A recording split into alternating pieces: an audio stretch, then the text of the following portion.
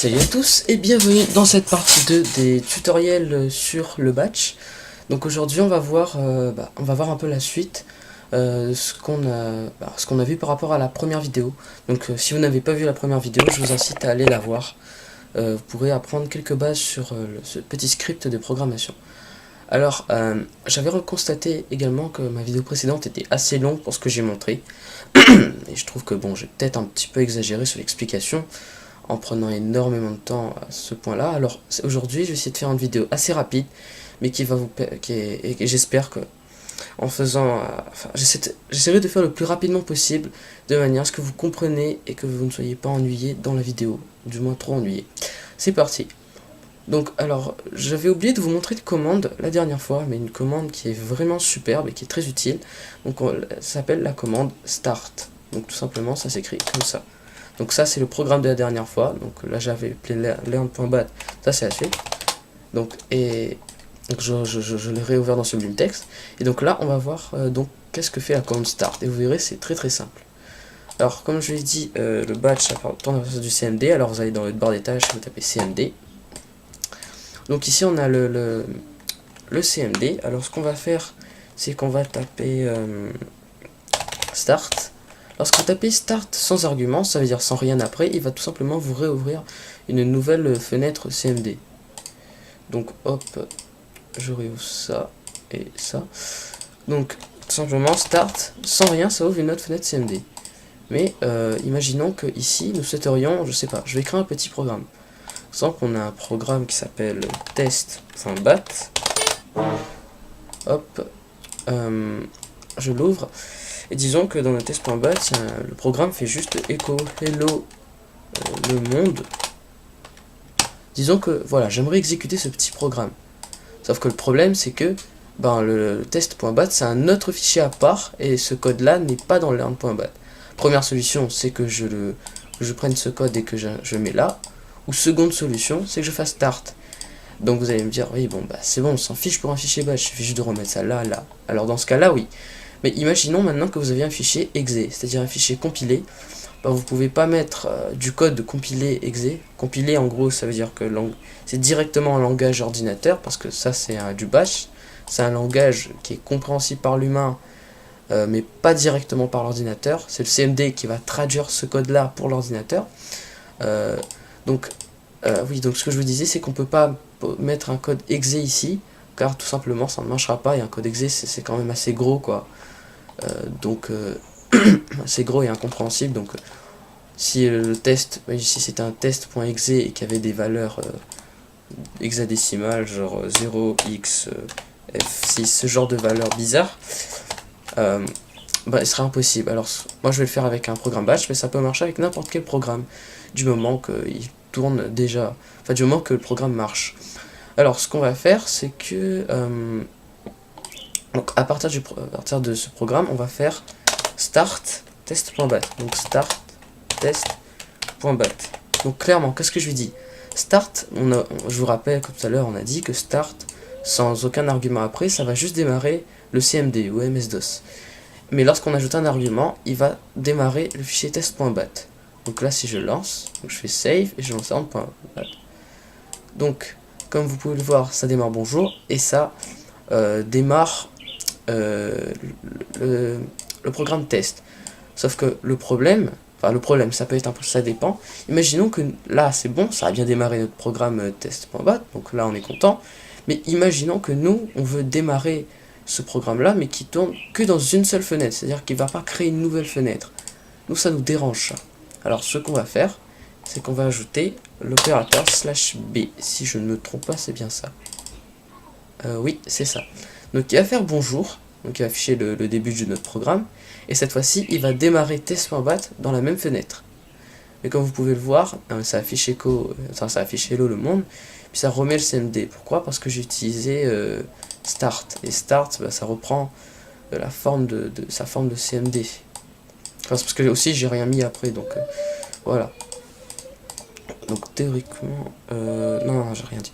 Donc maintenant imaginons que nous ne voulons plus de CMD, on va taper donc ici hop, on va ajouter @echo off, parce que pour éviter que, comme je vous l'avais expliqué dans la première vidéo, ça affiche tout le répertoire où on se situe. Hop, donc sauvegarder là, voilà, et le monde. Et maintenant ça nous démarre CMD. Pourquoi il me faisait ça? Oui, non, c'est normal. Donc il va faire, quand on met start, ça va également nous remettre un CMD par la suite. Ça c'est un désavantage de start, c'est qu'il va à chaque fois il va nous remettre un CMD après. Il va faire notre programme et il va remettre un CMD. Alors pour y résoudre, il y a une autre commande qui s'appelle call. Donc on va supprimer start, on appelle ça call.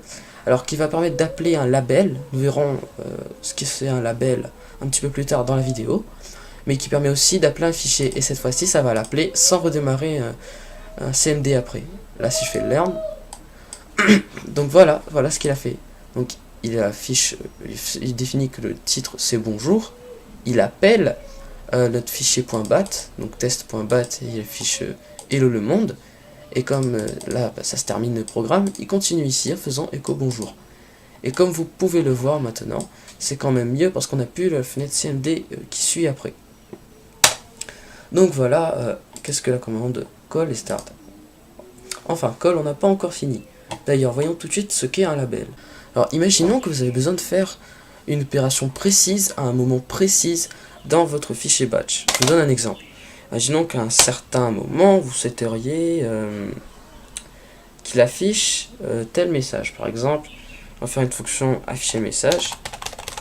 Enfin, on va créer un label, disons MSG, pour aller plus vite. Echo mon label marche, par exemple. Mon label marche. Echo ma commande c'est exécuté. Alors, imaginons qu'on a besoin de... Voilà. Donc comme je l'ai dit, on a besoin de faire quelque chose, une tâche, à un moment précis dans le programme. Mais imaginons que nous souhaiterions que nous souhaiterions faire ça, afficher ces messages-là, avant de changer le titre, et après d'avoir changé le titre. Nous serions obligés de recopier constamment les mêmes commandes. Et si vous avez un programme un peu plus lourd que ça, ce serait énormément de lignes inutiles. C'est pour ça qu'on peut faire ce qui s'appelle un label.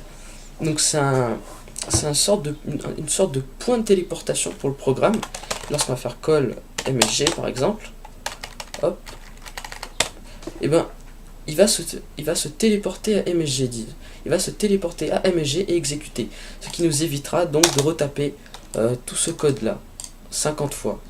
Donc là j'ai envie d'exécuter là, j'ai envie de re-exécuter, vous voyez, ça fait énormément de code et c'est une perte de temps pas possible.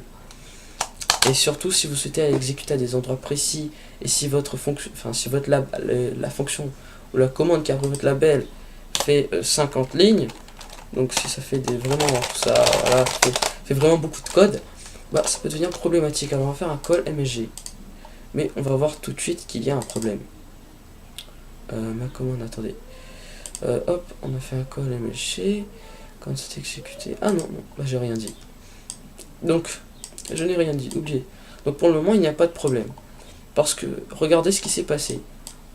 On a appelé, donc on a fait le title, on a dit que le titre sera bonjour, donc c'est ce qui s'est passé. On a appelé le label MSG, donc ça fait echo echo ceci, donc ça affiche ces deux messages, et comme il n'y a rien après, bah, il retourne ici, et il retourne là.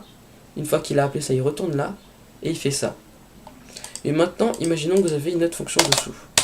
Enfin, une autre fonction, un autre label, par exemple ici, MSG1. Et là on met echo banane, et là on met echo pomme. Echo pomme. Donc le problème c'est que, vous allez voir, regardez bien ce qui s'est passé. On a juste appelé le label MSG, comme on peut le voir ici. Mais vous vous demandez pourquoi ça a affiché banane et pomme. Tout simplement parce qu'on l'a pas dit ici de s'arrêter à là et de retourner ici. C'est pour ça que on va utiliser la commande goto qui permet d'aller à un label mais sans revenir, contrairement à call.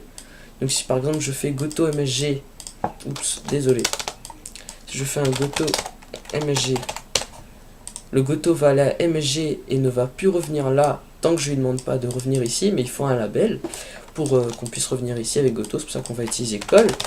Sauf que il y a une fonction spéciale avec Goto, ou du moins un label pour ça qui s'appelle EOF. Ce EOF, tout simplement, lorsqu'on va appeler MSG, il va dire ah, là, dès que le CMD va trouver le label EOF, il va se dire ah, je dois revenir là où j'étais et continuer. Donc vous verrez, cette fois-ci, il n'affichera plus pomme et banane. Enfin, banane et pomme. Donc, oups, désolé. Donc, vous pouvez voir, mon label marche, ma commande s'est exécutée, et ça retourne ici. Et maintenant, ce que je vais faire un call msg1. Hop. Et je remets un Goto et off, même si dans ce cas-là, c'est pas obligé, vu qu'on est en fin de code.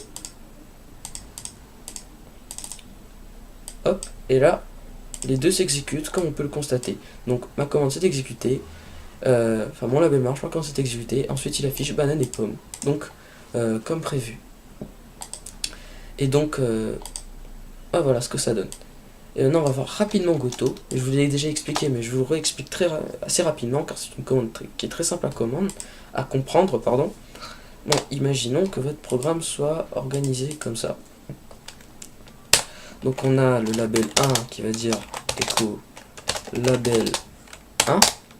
On a un label 2 et à partir du label 2 ça va echo label 2.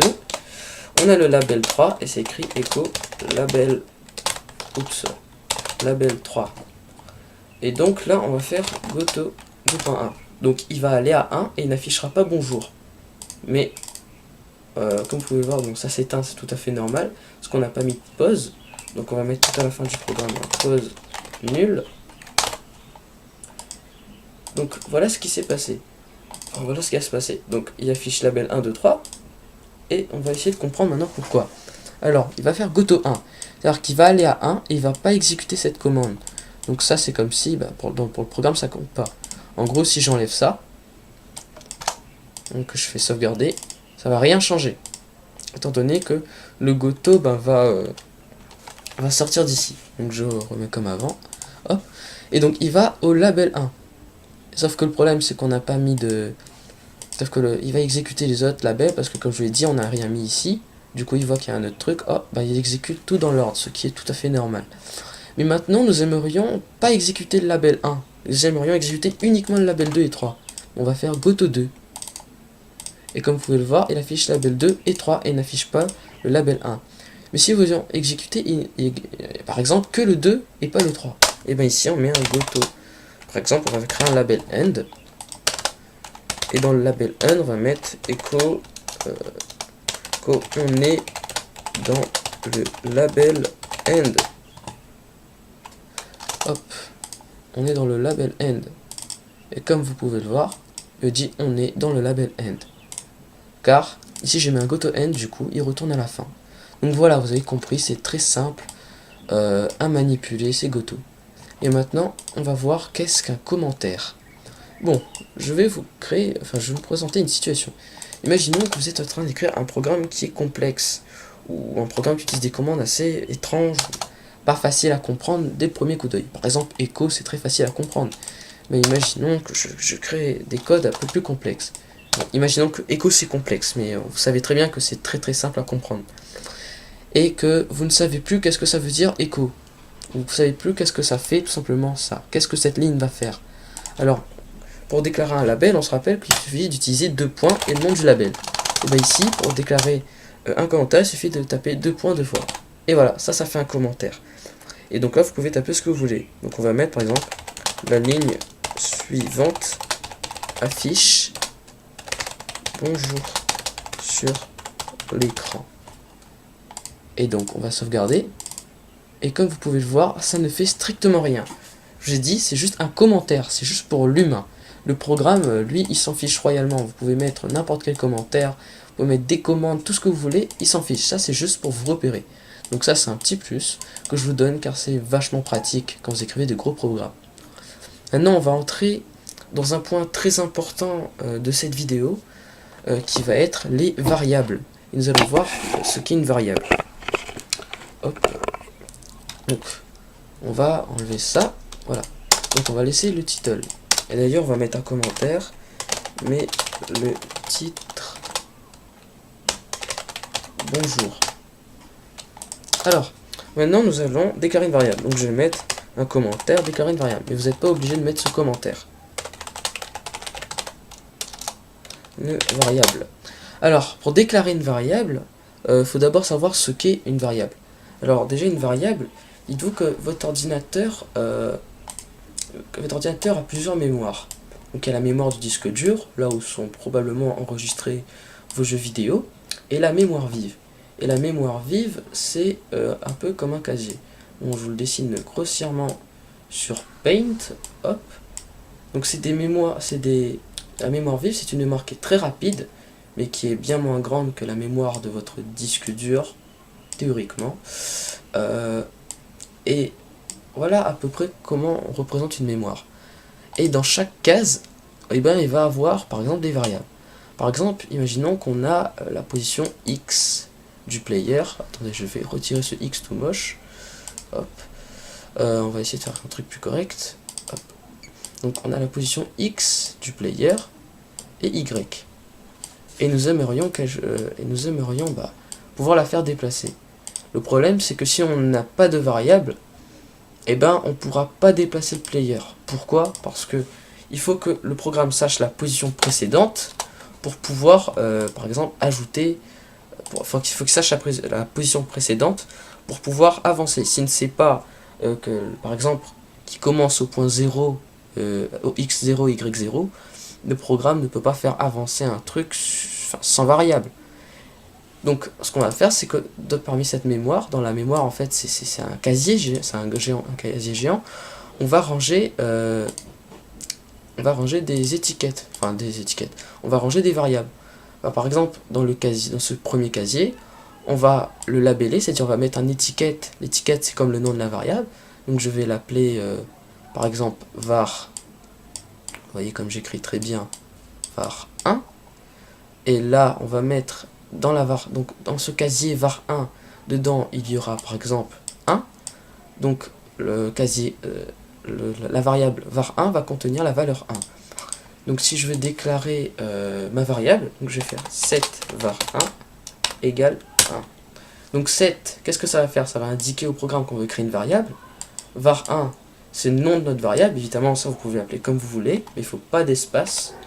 Enfin, si vous pouvez, mais bon, je vous le déconseille. Et ensuite, dans la var 1, je stocke le nombre 1. Voilà.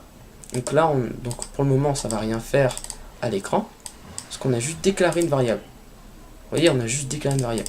Et maintenant, on aimerait afficher le contenu de cette variable. On va mettre echo %var %. Alors, comment ça marche? Var 1. Alors, si je mets echo var 1 tout seul sans les pourcentages, vous allez comprendre à quoi sert ce pourcentage. Je m'afficher sur l'écran var 1.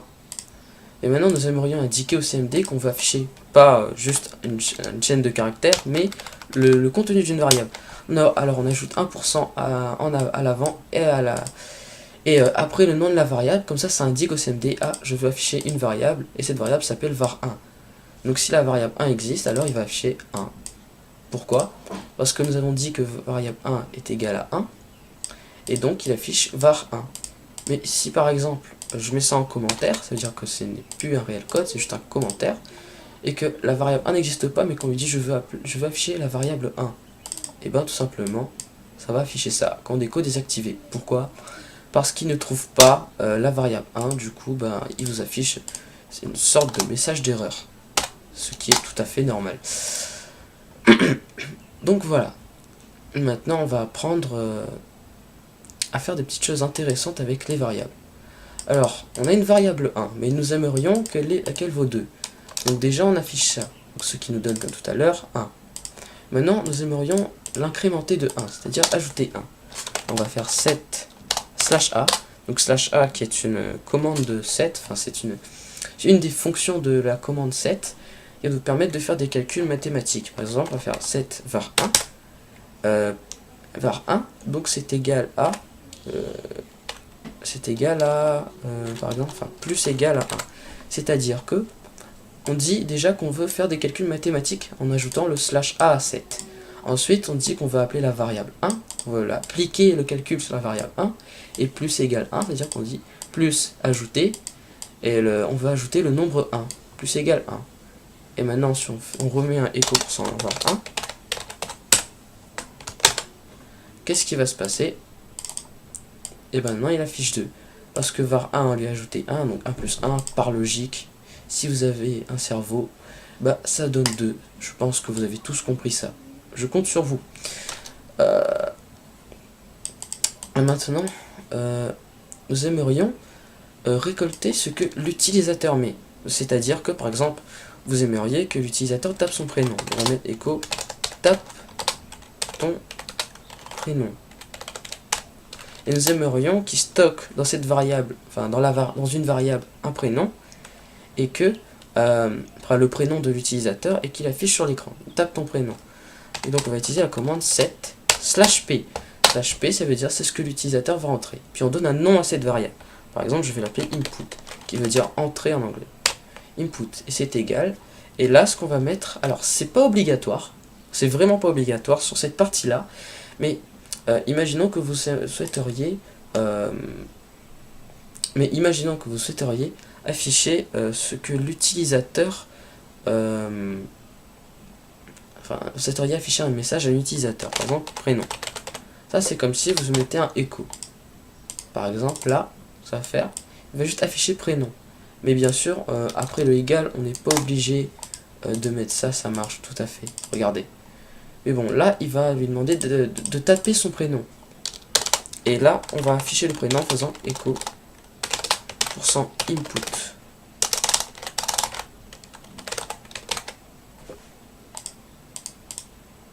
Donc, il va nous demander tape ton prénom. Par exemple, moi, je vais mettre Bob. Et là, il affiche Bob.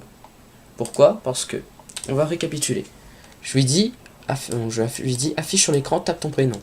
Lui, il va dire, ok, dans la variable input, je mets.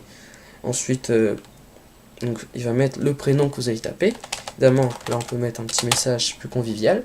Et ensuite, il affiche le %input. C'est-à-dire, il va afficher le contenu de la variable. Et pour que ce soit un petit peu plus, on va dire, plus convivial, on va mettre echo votre prénom et %input. Donc tape ton prénom, je remets Bob par exemple, et après il met votre prénom et Bob, tout simplement. Et voilà.